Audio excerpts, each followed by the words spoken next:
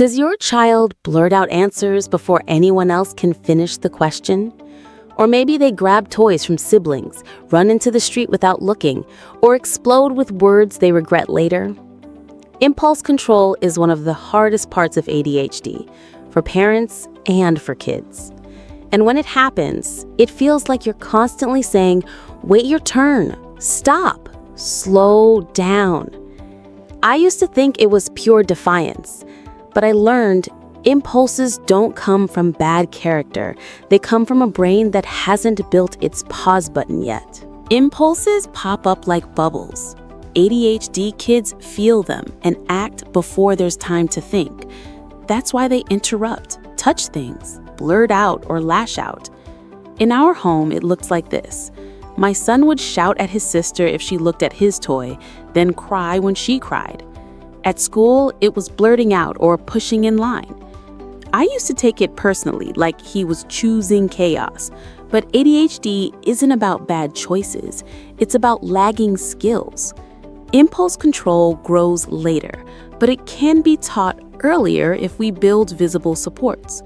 When I reframed impulses as signals, not sins, I stopped shaming and we started teaching.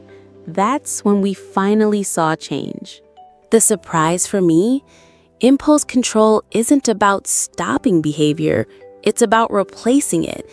If we only say don't, kids don't know what to do instead. Think of it like a traffic light. Green means go, red means stop, but yellow is the pause.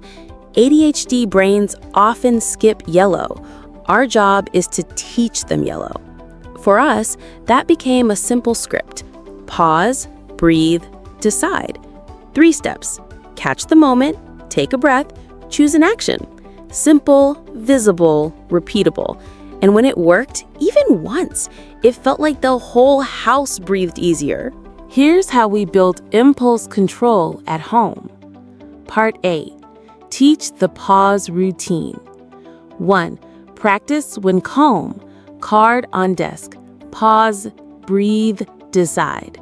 Do 1 rehearsal daily. 2.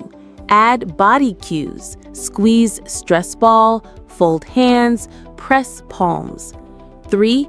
Praise the pause. Immediate, specific. You stopped and waited. That's control. We'll open tips to improve impulse control and highlight visible cues, replacement strategies, positive praise. Part B.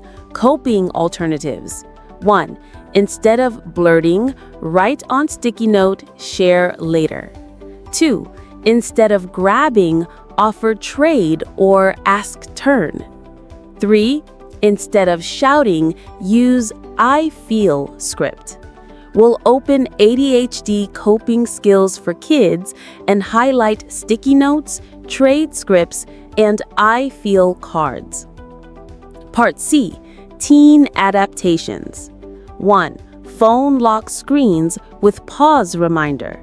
2. Journaling or texting instead of blurting. 3. Timer before decisions.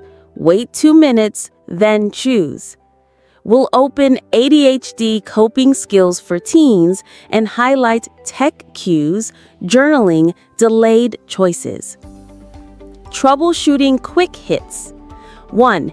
Impulse at school. Put small pause card in pencil case. 2. Sibling grabbing fights. Add turn token. 3. Blurting at dinner. Pass a talking stick. 4. Explosive anger. Redirect to calm corner, then reset. With these supports, kids learn that control isn't about willpower, it's about tools. By week 2, I started seeing pauses. Not every time, but enough to know it was working. At dinner, my son waited and then spoke. At school, he wrote on a sticky note instead of shouting. Those moments built his confidence. Impulse control isn't overnight, it's a muscle. Every pause is a rep, and reps build strength. That's why I built the 29-page ADHD Parenting Bundle, so you don't have to guess how to teach the pause button. Inside, you'll find impulse control strategies, coping skills for kids and teens, flexible thinking tools, social skills scripts, and so much more. It's ready to print and use today. Pick one page, print it, and practice once this week. If blurting is the battle, start with sticky note parking lot. If grabbing is the fight, start with turn tokens. Comment, pause, or control and tell me which one you'll try. Tomorrow in day 11, we'll shift into social skills, how to help ADHD kids make friends, keep them, and recover from mistakes.